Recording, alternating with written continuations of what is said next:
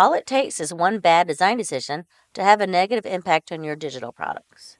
One reason that bad decisions happen is a human behavior called confirmation bias. Confirmation bias is when a person or team uses pre-existing opinions or assumptions while ignoring other options. Here's an example. Google Plus was a social network that pushed the concept of circles, a complicated interface that users weren't actually interested in learning. Google had made assumptions about what users really wanted and failed, leading to its eventual shutdown. The cost has been estimated at $500 million, so very costly assumptions indeed. Hi, my name is Leah Cunningham. In this tutorial, you'll learn different strategies to prevent confirmation bias in design. In the early days of UX, company leaders were obsessed with counting clicks. There was even a saying that no page should take more than 3 clicks to access. In fact, this is just another form of bias, and the results are often complex navigation patterns more focused on click reduction rather than intuitive design. Steve Krug sums up this concept nicely in a quote from his classic book, Don't Make Me Think. It doesn't matter how many times I have to click, as long as each click is a mindless, unambiguous choice. No matter how well-intentioned we are, we all have biases. Confirmation bias spreads because everyone makes assumptions based on experience. So where does it all begin? Confirmation bias happens when a biased research result is incorporated into designs. This happens because it's really easy to fall into a habit of tweaking even the most balanced research output to fit with your personal assumptions.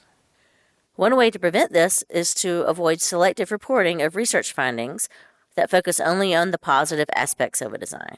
Additionally, it can be easy to accidentally skew the integrity of the data you collect just through how the questions are asked. This leads us to another best practice. Always structure research questions in a way that is neutral and makes no assumptions about what the correct answer is. It's also critical to ensure you're casting a wide net to understand all viewpoints. To help with this, always consider data from multiple sources. There's a method I can recommend called triangulation. Triangulation is a model for reviewing research results and asks you to consider all of the following: what was said, what was observed, and what was done. Following these steps ensures the broadest range of feedback is being considered. Using the triangulation method helps reduce the risk of biased designs, which is especially important in the modern pattern library production environment. Here's an example. Imagine you're designing an investment dashboard for independent financial analysts. You might make the assumption that they want as much data visible in as little space as possible. Why? Because that's how popular software such as Bloomberg Terminal does it. However, you can't assume all financial analysts consume and act on content in the same way. Do independent financial analysts really have the same needs as the corporate financial analysts who use Bloomberg?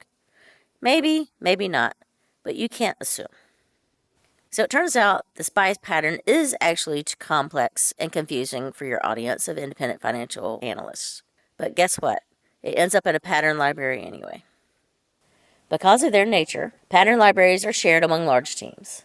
And now your small problem of one confusing design element has potentially spread, much like a virus, to other digital products within your company, impacting additional users and expanding the risk. To prevent confirmation bias from spreading through pattern libraries, it's important to have a rigorous, cross-functional review team for any new patterns being added to a central library. Beyond that, it's important to ensure there are proper approval processes, usage guidelines, and documented best practices for items accepted into the pattern library. This will help maintain the integrity of the system and prevent the replication of any issues in future designs. As we said at the beginning, challenging your own assumptions is critical to reducing bias and minimizing product risk. It's worth the hard work. For more guidance on how to do this, check out the resources section of this tutorial. Thanks for watching, and be sure to check out the rest of our Take 5 tutorials at thegymnasium.com.